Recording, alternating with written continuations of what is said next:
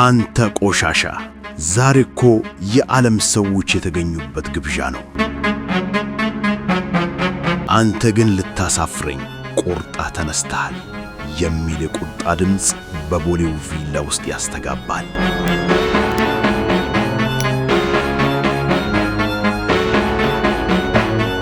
ሕይወት በንቀት ተሞልታ በአሮጌው ጠበቃ ፊት ላይ ትተፋለች። እንግዶቹ ሁሉ በድንጋጤ ጸጥ ይላሉ።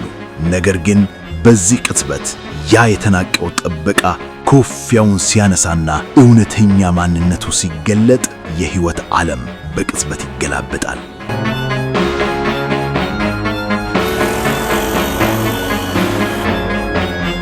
በትዕቢት የቆመችው ወጣት ጉልበቷ ከድጧት መሬት ላይ የምትወድቅበት ያ አስደናጋች ሰዓት አሁን ደርሷል። በየኔ ቪዥን የምናቀርብላችሁ ይህ ታሪክ ትዕቢት እንዴት ወደ ውርደት የሚመራ የሚያሳይ ትልቅ ትምህርት ነው። ለወዳጅ ዘመዱ ሼር በማድረግና ሰብስክራይብ በማድረግ አብራችሁን ሁኑ።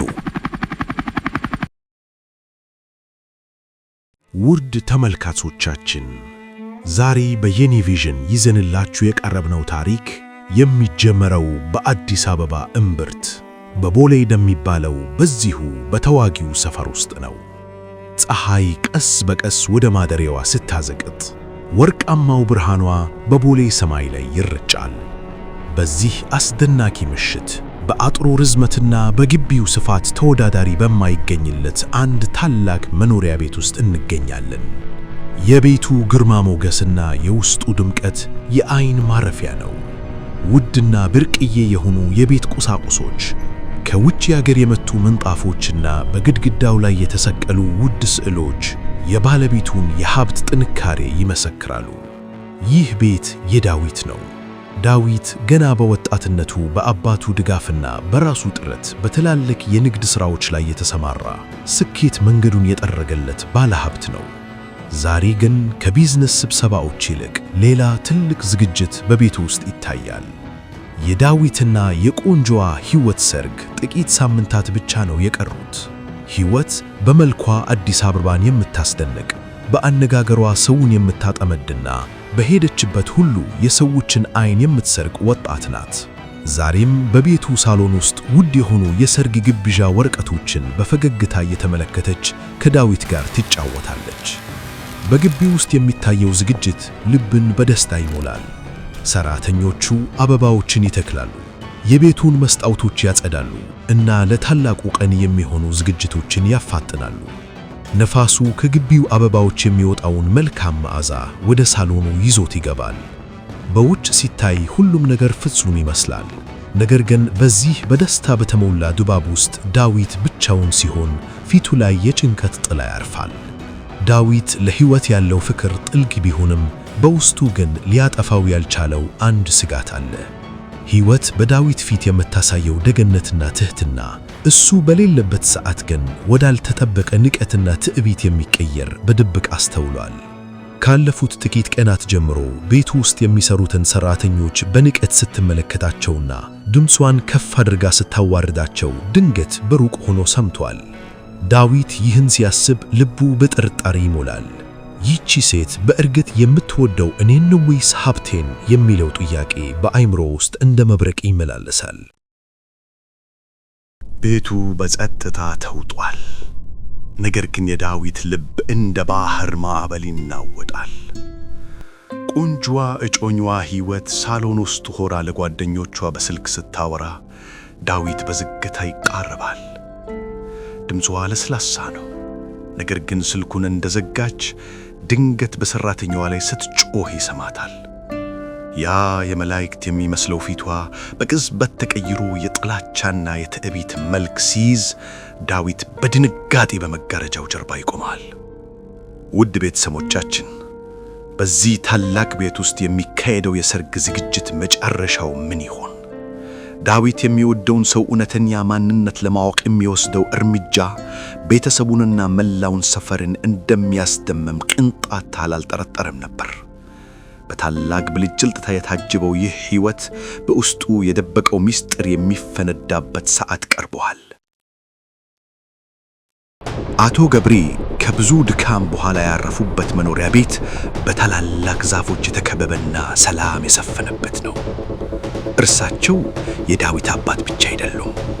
ዜሮ ላይ ተነስተው የዛሬውን ግዙፍ የንግድ ግዛት የገነቡ በብዙ ውጣ ውረድ ውስጥ ያለፉ ብርቱ ሰው ናቸው። በዘመናቸው ብዙ ሰዎችን አይተዋል፣ የብዙዎችንም ልብ አንብበዋል። ዳዊት ከአባቱ ግቢ ሲገባ አዛውንቱ በረንዳ ላይ ቁጭ ብለው መጽሐፍ እያነበቡ ያገኛቸዋል።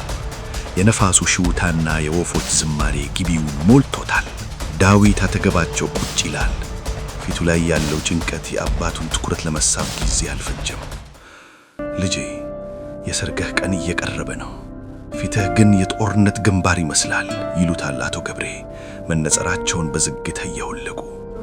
ዳዊት በረጅሙ ይተነፍሳል። አባቴ፣ ሕይወትን በጣም ወዳታለሁ ግን ይልና ያየውን ሁሉ መተረክ ይጀምራል። ሕይወት ፊት ለፊት ሰላማዊ መላእክት ስትሆን እርሱ በሌለበት ግን በሰራተኞቿ ላይ የምታሳየውን ጭካኔ በዝርዝር ይገልጽላቸዋል። አንድ ቀን ድንገት ተመልሶ ሲመጣ ለቤት ሰራተኛዋ ለአስቴር አንቺ እኮ ከቆሻሻ ማትሻሊ ፍጡር ነሽ ስትላት እንደሰማት ይነግራቸዋል። ዳዊት ልክ በሩን ከፍቶ ሲገባ ግን ሕይወት ወዲያው ፊቷን ቀይራ ዳዊቴ የኔ ፍቅር፣ እቺ ልጅ ሥራ ስለበዛባት አረፍ በይ ያልኳት ነበር ብላ ዋሽተዋለች። ውድ ቤተሰቦቻችን፣ በዚች ሰዓት ዳዊት የገጠመው ፈተና እጅግ ከባድ ነው። ከልቡ የሚወዳት ሴት እንዲህ አይነት ድርብ ማንነት ሊወራት እንደሚችል ማመን ይከብደዋል። አባቴ፣ ምናልባት እኔን የምትወደኝ ለሀብቴ ይሁን የሚለው ጥርጣሬ አሁን ወደ ጥያቄ ተቀይሯል። አቶ ገብሬ ለጥቂት ሰከንዶች በዝምታ ወደ ሩቅ ይመለከታሉ። ከዚያም ልጄ፣ የሰው ልጅ እውነተኛ ማንነቱ የሚታወቀው ምንም አቅም በሌለው ሰው ላይ በሚያሳየው ባህሪ ነው። እሷ ከአንተ ጋር ስትሆን ትሁት የምትሆነው የምትፈልገው ነገር ስላለህ ነው። እውነተኛ ማንነቷን ግን ሰራተኞች ያውቁታል ይላሉ። አቶ ገብሬ ቀጥል አድርገው እቺ ሴት አንተ ሚስት ሆና ወደዚህ ግዙፍ ሀብት ስትገባ ይህን ሁሉ ዓመት ያፈራሁትን ስምና ክብር ልታደፋው ትችላለች። የሰው ልጅ ክብር በገንዘብ አይገዛም ይላሉ። አቶ ገብሬ ለዳዊት ልልቅ ትምህርት ላስተምሩት ይወስናሉ። በየኔ ቪዥን የምናየው ይህ ታሪክ አቶ ገብሬ የልጃቸውን እጮኛ ለመፈተሽ የሚጠቀሙበት ዘዴ እጅግ አስገራሚ ነው። ዳዊት፣ አንድ ሐሳብ አለኝ። ለጥቂት ቀናት እኔ ጥበቃናት ሥራ ተቀጥሬ ወደ ቤትህ እመጣለሁ ይላሉ። ዳዊት ደንግጦ ከአባቱ ፊት ተነሳ። አባቴ፣ እንተ እኮ ባለ ሀብቱ አቶ ገብሬ ነህ፣ እንዴት ጥበቃ ትሆናለህ ሲል ጠየቃቸው። አዛውንቱ ግን ፈገግ ይላሉ። ማንም እንዲያውቀኝ አልፈልግም። ጺሜን አሳድጋለሁ፣ አሮጌ ልብስ ለብሳለሁ። እሷ ግን የወደፊት አማቷ እንደሆንኩ ሳታውቅ እውነተኛ ማንነቷን ታሳየኛለች። ያኔ እውነቱን በገዛ ዓይንህ ታየዋለህ ይላሉ። እቅዱ ተነደፈ። ይህ እቅድ ግን መራራ እውነቶችን ይዞ እንደሚመጣ ዳዊት አላወቀም ነበር። ሕይወት በገዛ አማቷ ላይ የምታደርገው በደል የታሪኩን አቅጣጫ ይቀይራል። ንጋቱ በአዲስ አበባ ሰማይ ላይ ቀስ በቀስ ይዘረጋል። የጠዋቱ ጭጋግ የቦሌን ሰማይ ጠቀስ ሕንፃዎች እንደ መጋረጃ ሸፍኗቸዋል። በዚህ ቀዝቃዛ አየር ውስጥ በአንድ ወቅት የንግድ ግርማ ሞገስ የነበራቸው አቶ ገብሬ ዛሬ ግን የማያውቋቸው ሰው ቢመለከታቸው በምንም መልኩ ቢሊየነር እንደሆኑ አይገመትም። ያ የከበረ ነጭ የሐበሻ ልብሳቸው ቀርቶ ያረጀና በየቦታው የተለጠፈ ግራጫ ጃኬት አድርገዋል። ያ የተስተካከለው ጺማቸው ተንጭባሯል። በራሳቸው ላይ ደግሞ አይናቸውን የሚሸፍን አሮጌ ኮፍያ ደፍተዋል። ዛሬ ስማቸው አቶ ገብሬ አይደለም፣ ጋሽ ተሰማ ናቸው። ጋሽ ተሰማ የዳዊትን ግዙፍ መኖሪያ ቤት የብረት በር ፊት ለፊት ቆመው በረጅሙ ይተነፍሳሉ። በአንድ ወቅት ለልጃቸው በታላቅ ኩራት የገነቡት ይህ ቤት ዛሬ ለሳቸው የፈተና አደባባይ ሆኗል። ዳዊት በሩን ይከፍታል። አባቱን በዚህ ሁኔታ ሲያያቸው ልቡ በሐዘን ይደማል። ያ አብሮት በክብር ያደገው በከተማዋ የሚፈራውና የሚከበረው አባቱ ዛሬ ለሱ ሲል አቧራ ውስጥ ለመቆም ወስኗል። አባቴ ሊላቸው ይፈልጋል። ነገር ግን አዛውንቱ በዓይናቸው ዝም እንዲል ምልክት ይሰጡታል። አሁን ሚናቸው ተቀይሯል። ውድ ቤተሰቦቻችን፣ እስቲ ያስቡት፣ የገዛ አባታችሁ ለእናንተ ደህንነት ሲል ክብሩን ጥሎ አቧራ ቢለብስ ምን ይሰማችኋል? ዳዊት በዚህ ቅጽበት የሚሰማው ስቃይ በቃላት አይገለጽም። ብዙም ሳይቆይ የሕይወት ድምፅ ይሰማል። ሕይወት ከቤቱ ደረጃዎች ላይ ልክ እንደ ንግሥት ትወርዳለች። ያ ያማረ ቀይ የሐር ልብሷ በጠዋቱ የፀሐይ ብርሃን ስር ያንጸባርቃል። በእጇ የያዘችው ዘመናዊ ስልክ ላይ ያየች የጋሽ ተሰማን መኖር እንኳን አላስተዋለችም። ዳዊት አጠገቧ ቆሞ ሕይወት፣ ይሄ አዲሱ የጥበቃ ሠራተኛ ጋሽ ተሰማ ነው ይላታል። ሕይወት ቀና ብላ ትመለከታለች። አይኖቿ ውስጥ ምንም አይነት ርኅራኄ ወይም ሰላምታ አይታይም።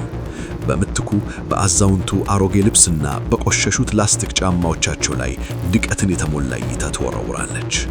ዳዊት ይህን የመሰለ ግቢ ውስጥ እንደዚህ አይነት ገጽታ ያለው ሰው እንዴት ይቀጠራል ትላለች፣ ድምጿ እንደ ጩቤ የቆረጠ። ጋሽ ተሰማ አንገታቸውን ይደፋሉ። እሺ እመቤቴ፣ ተሳስቼ ነው ይላሉ በለሰለሰ ድምፅ። ሕይወት ግን አላቆመችም። እመቤቴ አትበለኝ፣ እዚህ ግቢ ውስጥ ስትቆም የቤቱን ክብር እንዳታጠፋ፣ ቶሎ ሂድና ያንን በር ጥረግ በማለት በታላቅ ትዕቢት ትእዛዝ ትሰጣለች። በየኔ ቪዥን የምንከታተለው ይህ የታሪክ ምዕራፍ የሕይወትን እውነተኛ ማንነት ፍንጭ መስጠት ጀምሯል። ዳዊት ጥርሱን ነክሶ ይመለከታል። አባቱ የንግድ ግዛቱ መሪ ዛሬ በገዛ እጮኛው ፊት እንደ ተራ ሰው ሲዋረዱ ማየት አንጀቱን ያሳረዋል። ነገር ግን አቶ ገብሬ በዓይናቸው ታገስ ይሉታል። እውነተኛው ፈተና ገና አሁን ነው የጀመረው። ሕይወት ዳዊት በሌለበት ሰዓት በጋሽ ተሰማ ላይ የምታደርሰው በደል ከዚህ በዛ እንደሚሆን አዛውንቱ ቀድመው ተረድተዋል። ነፋሱ ይነፍሳል። ጋሽ ተሰማ መጥረጊያውን ይዘው ግቢውን መጥረግ ይጀምራሉ። ሕይወት ደግሞ በምስጠት መስተዋት በኩል በንቀት እየተመለከተች ለጓደኞቿ በስልክ ትስቃለች። በዚህ ታላቅ ቤት ውስጥ የሀብት ድምቀትና የልብ ድህነት ፊት ለፊት ተጋፍጠዋል። ቀጣዩ ቀን ምን ይዞ ይመጣ ይሆን? የሕይወት ጭካኔ ወዴት ያመራ ይሆን? ቀኑ እኩለ ቀን ላይ ደርሷል። የአዲስ አበባ ፀሐይ በቦሌው ግቢ ላይ ትኩሳቷን ትረጫለች። በግቢው ጥግ በምትገኘው ጠባብና ጨለማ የጥበቃ ክፍል ውስጥ ጋሽ ተሰማ በረዥሙ እየተነፈሱ ተቀምጠዋል። ግንባራቸው በላብ ተጠምቋል። እጆቻቸውን በድካም ይንቀጠቀጣሉ። በትናንትናው ዕለት በከተማዋ ትልቅ ሆቴል ውስጥ የክብር እንግዳ ሆነው ግብዣ ላይ መገኘት የነበረባቸው ሰው ዛሬ ግን በአሮጌው የእንጨት ወንበር ላይ ተቀምጠው ቀጣዩን ትዕዛዝ ይጠባበቃሉ። ሕይወት ከቤቱ ወጥታ ወደ ግቢው ትመጣለች። በእጇ ውድ የሆኑ የገበያ ቦርሳዎችን ይዛለች። ጋሽ ተሰማ ፈጥነው በመውጣት በሩን ይከፍቱላታል። እመቤቴ፣ ቦርሳዎቹን ላግዝሽ ይላሉ በታላቅ ትህትና። ሕይወት ግን ቆም ትልና አዛውንቱን በንቀት ትመለከታለች። አይደለም ቦርሳዬን፣ ልብሴንም እንድትነካ አልፈልግም፣ የቆሸሸ እጅህን ከእኔ ላይ አርቅ በማለት በቁጣ ትጮኻለች። ከዚያም ቦርሳዎቹን መሬት ላይ በመጣል እነዚህን አንስተህ ሳሎን ድረስ ውሰድ፣ ግን እንዳትነካካቸው በማለት እርስ በርስ የሚጋጭ ትዕዛዝ ትሰጣለች። ከሰዓት በኋላ ቤቱ ሰራተኛ አስቴር ለጋሽ ተሰማ ምግብ ልታቀርብላቸው ስትል ሕይወት ድንገት ትደርሳለች። አስቴር፣ ምን እያደረግሽ ነው? ትላለች አይኖቿ እየፈጠጡ። አስቴር ደንግጣ ምግብ ለጋሽ ተሰማ ላቀርብ ነበር ትላለች። ሕይወት የምግቡን ሰሃን ተቀብላ መሬት ላይ ትደፋዋለች። ይሄ ሰውዬ ዛሬ ምን ሰርቷልና ነው ምግብ የሚቀርብለት? ግቢውን እንኳ በደንብ አላጀዳም። እስከ ማታ ድረስ ምንም አይነት ምግብ እንዳይሰጠው በማለት ጨካኝ ውሳኔዋን ታስተላልፋለች። ውድ ተመልካቾቻችን፣ በዚህ ታሪክ ውስጥ የምናየው የሕይወት ባህሪ እጅግ ያስደነግጣል። ለመሆኑ በገንዘብና በስልጣን ብዛት ሰውን መናቅ መጨረሻው ምን ሊሆን ይችላል? እናንተ በዳዊት ቦታ ብትሆኑ አባታችሁ እንዲህ ሲሰቃይ ያያችሁ ዝም ትሉ ነበር? እባካችሁ ሐሳባችሁን በኮሜንት ላይ አካፍሉን። ዳዊት በቤቱ ውስጥ ባለው ቢሮ ውስጥ ሆኖ በድብቅ ካሜራ ሁሉንም ድርጊት ይመለከታል። እጆቹ በቁጭት ይጨበጨባሉ። አባቱ ለሱ ሲል የሰው ፊት እያየ በረሃብና በጥማት ሲሰቃይ ማየት ልቡን በሺህ ጩቤ ይወጋዋል። ከዓይኑን የሚፈሰው እንባ በውድ ሱፉ ላይ ይንጠበጠባል። እንዴት እንዲህ አይነት ጨካኝ ልብ ይኖራታል ሲል ራሱን ይጠይቃል። ሕይወት ዳዊት ሲመጣ ፊቷን ቀይራ የኔ ፍቅር ጋሽ ተሰማ በጣም ደክሞት ስለነበር አረፍ እንዲል ፈቅጄለታለሁ ብላ ስትዋሽለት ዳዊት የሰማውን ማመን ይከብደዋል። በየኔ ቪዥን የምናየው ይህ ታሪክ አሁን ወደ ከረረ ግጭት እያመራ ነው። አቶ ገብሬ ሆን ብለው ስህተቶችን በመስራት የሕይወትን ትዕግስት መፍታተን ይጀምራሉ። ሕይወት ደግሞ አዛውንቱን ከቤት ለማስወጣት ሴራ ማውጠንጠን ይጀምራለች። ዳዊት በእጮኛው ፍቅርና በአባቱ ክብር መሃል ቆሞ ታላቅ ውሳኔ የሚወስንበት ሰዓት ተቃርቧል። ቀጣዩ ትዕይንት መላው አዲስ አበባን የሚያናግር ይሆናል።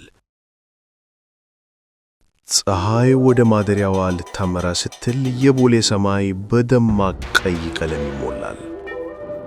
የዛሬው ምሽት ድባብ ግን ከወትሮ የተለየ ትኩሳት አለው። ጋሽ ተሰማ ወይም ባለሀብቱ አቶ ገብሬ በግቢ ውስጥ ያለውን የጽዳት ሥራ ሲያከናውኑ ቆይተዋል። አሁን ግን የመጨረሻውንና ትልቁን ፈተና ለመጀመር ወስነዋል። ሆን ብለው የቆሸሸ ውሃ የያዘ ባልዲ በአስፓልቱ ላይ ያፈሳሉ። ውሃውም ሕይወት መኪናዋን በምታቆሙበት ስፍራ ላይ ይተኛል። ብዙም ሳይቆይ የሕይወት መኪና ግቢውን ሰንጥቃ ትገባለች። መኪናዋ ከቆመች በኋላ ሕይወት በከፍተኛ ኩራት ትወርዳለች። ነገር ግን ያረገተችው ነገር ድንጋጤን ይፈጥርባታል። ያ ውድና ዘመናዊ ጫማዋ በቆሸሸው ውሃ ውስጥ ይገባል። ሕይወት ፊቷ በቁጣ ይለዋወጣል። ጋሽ ተሰማ በማለት በታላቅ ድምፅ ትጮኻለች። አዛውንቱ እየተጣደፉ ይቀርባሉ። እመቤቴ ይቅርታ ሳላስበው ነው ይላሉ። ሕይወት ግን አልተገጣችም። ይቅርታ? ይሄ ጫማ ስንት እንደሚያወጣ ታውቃለህ? አንተ የቆሸሸ አሮጌ፣ ጭንቅላት ውስጥ ምንም የለም እንዴ? በማለት በአዛውንቱ ፊት ላይ ጣቷን ትቀስራለች። ሕይወት በንዴት ወደ ሳሎን ትገባለች። ዳዊት ሶፋው ላይ ተቀምጦ በዝምታ ይጠብቃታል። ዳዊት አሁኑኑ ውሳኔ እንድትሰጥ ፈልጋለሁ ትላለች፣ ድምጿ በቤቱ ውስጥ እያስተገባ። ወይ እኔ እዚህ ቤት ውስጥ እኖራለሁ ወይ ደግሞ ያ የማይረባ የጥበቃ ሰራተኛ ይባረር። እንደዚህ አይነት ሰነፍና ቆሻሻ ሰው እዚህ ግቢ ውስጥ እንዲኖር አልፈልግም። ዳዊት በዝግታ ተነስቶ ወደሷ ይቀርባል። ሕይወት ጋሽ ተሰማ እኮ ዕድሜው የገፋ ሰው ነው፣ ስህተት ቢሰራ እንኳን በትዕግስት ልናየው ይገባል ይላታል። ሕይወት ግን ይበልጡ ትቆጣለች። ትዕግስት? ዳዊት እኔ ያንተ ምሽት ልሆን እኮ ጥቂት ቀናት ነው የቀሩ። በዚህ ቤት ውስጥ እኔ የማዘው ነገር ካልተከበረ ሰርጉን ልናቆመው እንችላለን ትላለች በትዕቢት ተወጥራ። አሁን ዳዊት በሁለት እሳት መሃል ነው። በአንድ በኩል የሚወዳትና ሊያገባት ያሰባት ሴት፣ በሌላ በኩል ደግሞ ክብሩን ጥሎ ለሱ ሲል አቧራ ውስጥ የቆመ አባቱ። ዳዊት በመስኮት በኩል ወደ ግቢው ይመለከታል። አባቱ አሁንም በቆመበት ቦታ ሆኖ በረጋ መንፈስ ይመለከተዋል። አባቱ በዝምታ እውነቱን እያየህ ነው የሚል ጥያቄ እያቀረቡለት ይመስላል። ውድ ተመልካቾቻችን፣ በየኔ ቪዥን የምናየው ይህ ታሪክ እጅግ ልብ የሚነካ ደረጃ ላይ ደርሷል። ዳዊት አሁን አንድ ውሳኔ መወሰን አለበት። አባቱን አሳልፈው ይሰጣል ወይስ እውነተኛ ማንነታቸውን ይገልጻሉ? ሕይወትስ በገዛ አማቷ ላይ እያደረሰችው ያለው በደል መጨረሻው ምን ይሆን? ቀጣዩ ክፍል የታሪኩ ማጠቃለያና ትልቁ ምስጢር የሚገለጥበት ነው። የዳዊት የልደት ቀን ግብዣ ሊከበር ነው። ሁሉም ባለስልጣናትና ባለሀብቶች በተገኙበት አቶ ገብሬ ከጥበቃ ልባሳቸው ወጥተው እውነተኛ ማንነታቸውን የሚገልጹበት አስደናቂ ትዕይንት ይጠብቀናል። ምሽቱ ደርሷል። የቦሌው ሰማይ በከዋክብት የተሞላ ቢሆንም የዳዊት መኖሪያ ቤት ግን ከከዋክብት ይልቅ በደማቅ መብራቶችና በሰው ድምቀት ያንጸባርቃል። በግቢው ውስጥ ውድና ዘመናዊ መኪናዎች ተደርድረዋል። የከተማዋ ታዋቂ ባለሀብቶች፣ ዲፕሎማቶችና የዳዊት የንግድ አጋሮች በሙሉ ተገኝተዋል። የከበረ የሽቶ መዓዛና የክላሲካል ሙዚቃ ዜማ ግቢውን ሞልቶታል።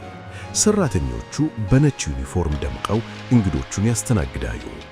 በዚህ ሁሉ ድምቀት መሃል ሕይወት በደማቅ ቀይ ሐር ልብሷ ታጅባ እንደ ንግሥት በመሃላቸው ትመላለሳለች። ፈገግታዋ ከልብ የመነጨ ይመስላል። ነገር ግን አይኖቿ አሁንም ያንን ቀዝቃዛ ትዕቢት ይዘዋል። ዳዊት ግን አጠገቧ ቆሞ ቢቆይም ልቡ ግን ያለው ከግቢው በር አጠገብ በቆሙት አዛውንት ላይ ነው።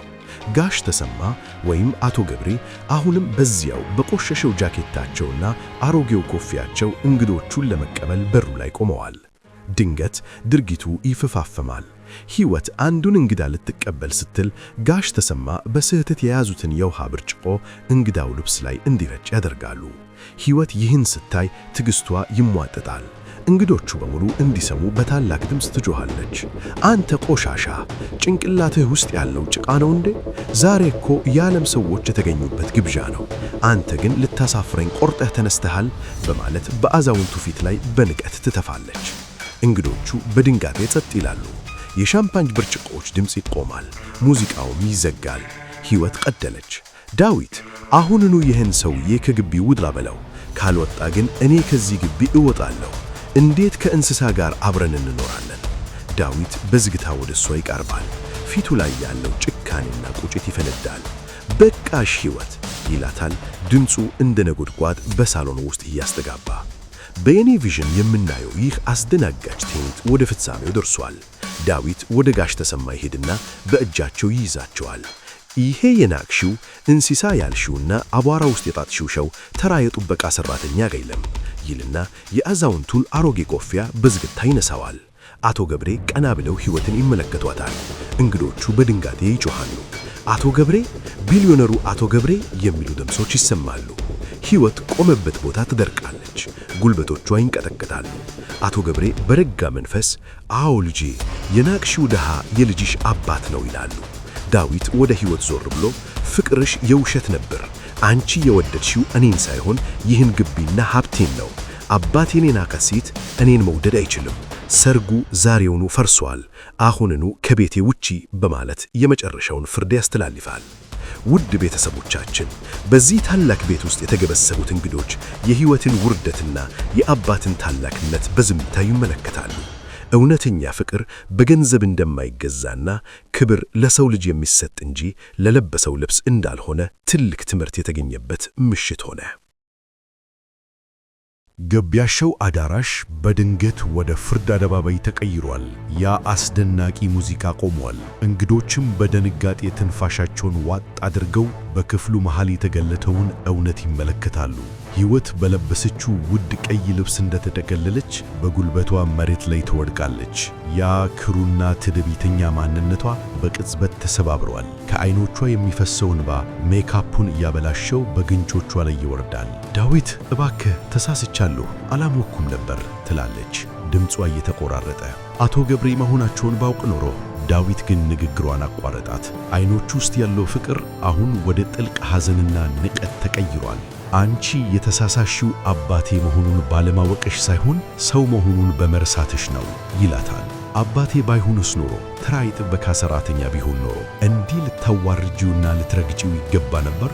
ዛሬ ያሳየሽን ደግነትና ትሕትና በጭካኔ የመለስሽለት ሰው አባቴ መሆኑ ላንቺ ዕድል ሳይሆን መርገም ነው። ምክንያቱም እውነተኛ ማንነትሽን በገዛ እጅሽ ገልጠሽልኛል። ዳዊት ወደ ሠራተኛው አስቴርና ወደ ሌሎቹም በዝምታ ወደ ወድቁት ሠራተኞች ዘወር ይላል። ከዚያም ወደ ሕይወት ተመልክቶ ለእነዚህ ሰዎች የከፈልሻቸውን እንባና የሰጠሻቸውን ውርደት ልትክሺው አትችይም። ሰርጉ ዛሬውኑ ቀርቷል። አሁኑኑ ከዚህ ግቢ ውጪ፣ ነገሮችሽን ሁሉ ሠራተኞች ሰብስበው በር ላይ ያወጡልሻል በማለት የማይመለስ ውሳኔውን ያሳውቃል። ሕይወት እየለመነችና እያለቀሰች በጠባቂዎች ታጅባ ከግቢው ትወጣለች። ያ በአዲስ አበባ ናኝቶ የነበረው የሰርግ ወሬ በውርደት ተደምድሟል። አቶ ገብሬ ያንን አሮጌ ጃኬታቸውን አውልቀው ዳዊት ያመጣላቸውን የከበረ ካባ በትከላቸው ላይ ይደርባሉ። አዛውንቱ ወደ ልጃቸው ቀረብ ይላሉ። በረጅሙ ተንፍሰው በትከላቸው ላይ እጃቸውን ያሳርፋሉ። ልጄ ይላሉ በረጋ ድምፅ። ሀብትና ንብረት እንደ ደመና ጠፊዎች ናቸው። ዛሬ ይኖራሉ፣ ነገ ይጠፋሉ። የማይጠፋውና ለትውልድ የሚጠርፈው ግን ለሰው ልጅ የምንሰጠው ክብር ነው። ያቺ ሴት ያፈቀረችው አንተን ሳይሆን በአንተ ዙሪያ ያለውን ብልጭልጭታ ነበር። እውነተኛ ሴት ማለት ደግሞ ቢሊዮነር ስትሆን እንደ ንጉሥ፣ የጥበቃ ሠራተኛ ስትሆን ደግሞ እንደ አባት የምታከብርህ ናት። ዛሬ ልብሽ ቢሰበርም ነገ ግን እውነተኛ ደስታን ታገኛለህ። ውድ ቤተሰቦቻችን ይህ ታሪክ እዚህ ላይ ያበቃል። ዳዊት ከአባቱ ያገኘው ትምህርት ከሀብቱ ሁሉ በላይ የከበረ ነበር። የሰው ልጅ እውነተኛ ማንነቱ የሚታወቀው ምንም አቅም በሌላቸው ሰዎች ላይ የሚያሳየው ባህሪ እንደሆነ ሁላችንም ልብ ልንለው ይገባል። ሕይወት ከዚህ በኋላ በእውነት ተጸጸተች ይሆን ወይስ ያጣችው ሀብት ብቻ ነው ያስለቀሳት የሚለው ጥያቄ ግን አሁንም መልስ አላገኘም። በየኔ ቪዥን በዛሬው ዕለት ያቀረብንላችሁ ታሪክ ይህን ይመስላል። እውነተኛ ክብር ከሰውነት ይጀምራል። ሰላም ሁኑ።